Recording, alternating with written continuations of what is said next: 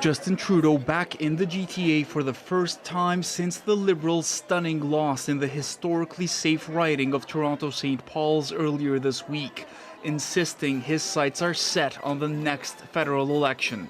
Everyone starts that election with 0 votes. But the embrace from some in his own caucus is not as warm.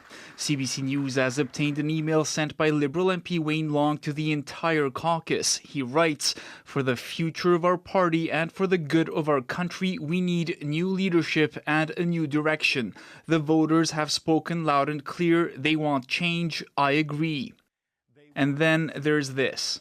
I heard him on more than one occasion say that there is a campaign to push the Prime Minister out the door. This freelance columnist for the Toronto Star says he overheard Trudeau's Environment Minister making phone calls to Liberals while waiting for a train, discussing the internal unhappiness surrounding Trudeau. "If we're not trying to address it, it will fester," Stephen Guilbeault reportedly said, and it makes it more difficult for the boss to stay. The last thing we should do is ignore this. He was not 100% sure that the Prime Minister could survive this. Trudeau's former Environment Minister first told CBC News she believes it's time for him to go. It's time for new ideas, new energy, and a new leader. There's too much at stake in this election, especially on the economy and the climate, Catherine McKenna said in a statement. This pollster says that grumbling may only grow. I think we expected a close race in Toronto Centre, but losing it is a symbol of how far I think the Liberal Party and Mr. Trudeau in particular has fallen. Guilbeault said in a statement, one-sided conversations do not reflect the open and honest exchanges he routinely has with colleagues, and Trudeau has his full support. The Prime Minister's office has declined to comment. Rafi Boudjikani on CBC News, Ottawa.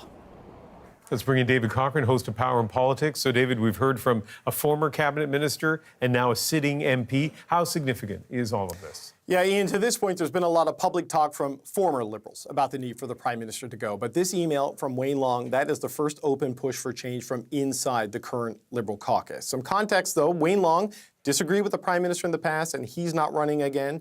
The first reply to Long's email was from Newfoundland MP Ken MacDonald, who wrote, "Well said," with an exclamation point. But that's another critic of the Prime Minister who's also not running again. To this point, nobody who is sticking around has publicly said Trudeau must go, and that would clearly be another tipping point. The problem, Ian, is that once it starts, it doesn't stop. Others pile on, it fuels media stories, it makes it impossible for cabinet ministers and MPs to do public events without this being the thing everyone wants to talk about. So they need to get caucus settled and on board, or a reset and a rebound. It's just impossible. And so what are the options for the Prime Minister to deal with this? Well, the MPs I heard from want change, either a change in leader, a change in senior staff, or a change in cabinet. And right now, Justin Trudeau's not going anywhere. Changing his senior staff might make caucus happy, but does nothing to really help them with voters. So that leaves cabinet, but even there's risk. Toronto St. Paul's was vacant because they shuffled the cabinet last year. Carolyn Bennett left, they lost the seat. There's another by-election coming up in Montreal. David Lametti dropped from cabinet at the same time as Bennett. He quit his seat, and that seat is now at risk. So does yet another cabinet shuffle spark yet another retirement and yet another by-election they may not win but can't afford to lose? So really, they're stuck between this loud internal demand for change and the reality that big change could make things even worse for them publicly and politically.